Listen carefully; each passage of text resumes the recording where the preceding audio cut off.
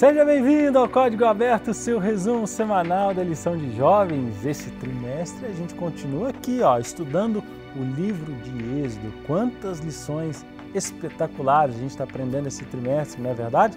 Eu quero te convidar para vir comigo para mais uma semana e essa semana a gente vai estudar sobre o sinal do sábado. Vem comigo, porque a lição dessa semana tá demais.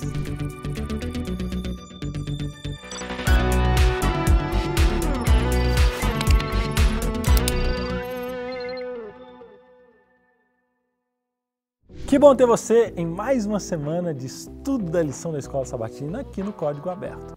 Vamos direto ao ponto, como é esse resumão aqui. A lição de sábado traz a nossa tirinha, e a gente está falando sobre o sinal de sábado, então tá aí uma tirinha espetacular e criativa. A parte de domingo, o título é Em Amor.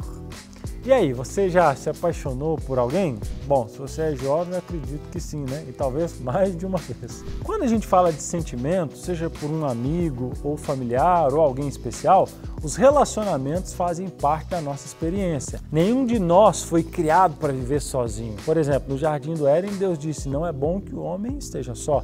Todos nós fomos feitos para viver em conexão com os outros, independente de ser extrovertido ou introvertido. Ao nos relacionarmos com alguém, nós criamos laços profundos e a nossa propriedade muda, né? Os nossos conceitos sobre a vida mudam. A gente começa a gostar de coisas que antes a gente não se interessava e passamos a reorganizar o nosso tempo para estar mais perto dessas pessoas que nós amamos. Esses vínculos acabam gerando símbolos. Por exemplo, muitos têm uma música que lembra um amor, um restaurante ou um primeiro encontro e faz com que esses símbolos fazem com que esses momentos sejam inesquecíveis. Da mesma forma, o relacionamento com Deus ou o relacionamento de Deus com a humanidade também é expresso por símbolos. Nessa semana, a gente vai explorar um desses símbolos que Deus usa para se conectar com quem Ele ama. Interessante, né? Essa relação do sábado como um símbolo do amor de Deus. Vamos para a segunda-feira, porque a gente mergulha mais nesse assunto. E o título é Jamais se esqueça. Veja, na lição anterior, a gente viu a aliança que Deus fez com o povo no Monte Sinai quando Ele entregou os 10 mandamentos. Esses mandamentos influenciaram até o direito ocidental, especialmente após a cristianização no Império Romano. No entanto, o mandamento que começa com lembre-se, em Êxodo 20, verso 8, tem sido amplamente esquecido pelos cristãos ao longo do tempo. Que ironia, né? Esse mandamento, muitas vezes mal interpretado, é crucial para entender o relacionamento de Deus com o seu povo. Após pronunciar a lei no Sinai, Moisés subiu ao monte para receber as tábuas de pedra e as instruções sobre o santuário. A escrita em pedra garantia que a mensagem iria perdurar. Moisés permaneceu lá por 40 dias e antes de descer, Deus detalhou o quarto mandamento, o mais extenso de todos. Esse mandamento, que trata do sábado, é um sinal que Deus é o único capaz de nos santificar. O sábado não é só um dia de descanso, ele simboliza que Deus é quem nos transforma. Embora muitos tentam interpretar o sábado como um símbolo das nossas boas ações, Deus nos ensina que é o contrário. O sábado é um sinal da santidade que recebemos de Deus, um lembrete da justiça de Cristo que recebemos pela fé. O sábado nos convida a descansar em Cristo e priorizar o nosso relacionamento com Ele. Muito bem, a gente vai avançando, chegamos na parte de terça-feira e o título é Santifique. Veja só, a questão de o porquê Deus insiste tanto no mandamento do sábado, mesmo sendo um sinal de justificação pela fé, pode ser entendida através da história de Números 15, 32 a 36. Nesse episódio, um israelita foi pego recolhendo lenha no sábado, desobedecendo uma ordem direta de Deus. Isso não foi apenas um erro, mas uma expressão de rebeldia aberta contra o que Deus havia ordenado. Para entender, imagine que você ama alguém profundamente e essa pessoa escolhe uma música que simboliza o relacionamento de vocês. Se você realmente ama, você aceitaria essa escolha com prazer. Agora, quando aquele homem foi colher lenhas no sábado, ele estava dizendo assim, eu não confio no Senhor, eu não quero depender de Ti, Senhor. Deus já havia provido tudo que ele precisava, calor à noite através da coluna de fogo, o maná que não precisava nem ser cozido, e ao sair para pegar lenha, esse homem rejeitava a provisão de Deus como se dissesse, eu não gosto da nossa música. Esse ato era um rompimento do relacionamento com Deus, mostrando que sem Ele ninguém pode viver. A transgressão do sábado, então, era mais do que uma regra, era uma questão de relacionamento. Veja, por que não há punição imediata hoje, como nos tempos bíblicos? A resposta está na graça que nós vivemos hoje. Mas o princípio continua. A nossa obediência a Deus reflete a nossa confiança e o relacionamento que nós temos com Ele. Então não confunda, o fato da gente viver pela graça não significa que nós devemos deixar de ter compromisso nessa relação com o Senhor. Avançando, a gente chega então na parte de quarta-feira e é o nosso momento do hipertexto e você pode usar aí o nosso comentário para poder fazer a nossa rede semântica. Quinta-feira,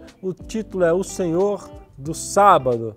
Veja, após o exílio babilônico, os judeus começaram a observar o sábado de maneira mais rígida. Antes da destruição de Jerusalém, a guarda do sábado não era consistente, mas após o ministério de Esdras e Neemias, a prática foi transformada. 400 anos depois, no tempo de Jesus, os fariseus estabeleceram regras detalhadas sobre como o sábado deveria ser observado, o que gerou muitos conflitos com Jesus. Em Mateus 12, por exemplo, a gente vê um exemplo claro dos ensinamentos de Jesus sobre o sábado. Em um sábado, os discípulos com fome pegaram espigas no campo para colher. Os fariseus acusaram Jesus de permitir uma violação da lei, considerando aquilo trabalho. Mas Jesus surpreendeu citando a profecia de Osés, dizendo: eu quero misericórdia, eu não quero sacrifício. E ensinando que a compaixão é mais importante que um ritual vazio. Ele também afirmou: o Filho do Homem é o Senhor do sábado, mostrando que ele é o Criador e tem autoridade sobre o sábado. Logo depois, Jesus curou um homem no sábado, mesmo sabendo que os fariseus estavam observando ele para acusá-lo. Ele usou o exemplo de uma ovelha caída em um buraco, dizendo que se é lícito salvar um animal, quanto mais fazer o bem a uma pessoa. A conclusão foi clara: é lícito no sábado fazer o bem. Para aqueles que querem santificar o sábado, a dúvida surge sobre o que pode e o que não pode ser feito. A lição de Jesus é simples: o sábado é uma oportunidade de fortalecer o nosso relacionamento com Deus. E tudo isso, essa relação com Deus, vai refletir nas nossas ações no dia a dia com os nossos familiares, amigos e pessoas que estão ao nosso redor. O foco não está nas regras rígidas, mas viver o sábado como um dia de celebração e comunhão com Deus. Por que é importante Jesus se identificar como o Senhor do sábado? Simples, porque ele nos lembra que o sábado é mais do que uma obrigação. É um dia para nos aproximarmos de Deus e viver a sua vontade, mostrando compaixão e fazendo o bem. Muito bem, a gente chega aí na parte de sexta-feira, barreira de superstição. A lição de sexta-feira traz aí pra gente que Jesus ensinou que o sábado é uma bênção, feito para o bem do ser humano, proporcionando descanso e lembrança da criação. Ele explicou que atender necessidades humanas, como fome, até no sábado, é mais importante do que seguir regras vazias. Jesus repreendeu os fariseus exatamente por distorcerem o sábado, enfatizando que o verdadeiro propósito é misericórdia, amor e compaixão. Que bom que você ficou comigo até o final, que Deus abençoe muito a sua vida. Pega o link desse vídeo, eu sempre digo isso porque o vídeo pode ser uma forma de estimular aquele que não estudou a lição essa semana, para que ele seja lembrado de estudar a lição da Escola Sabatina e tenha acesso a esse conteúdo maravilhoso da lição. Você também pode fazer o Quiz da Esperança no QR Code que está aí embaixo na parte de sexta-feira e, é claro, temos aqui perguntas para discussão em grupo na sua classe no próximo sábado para tornar a lição ainda mais dinâmica. Te vejo na semana que vem. Deus abençoe e até lá!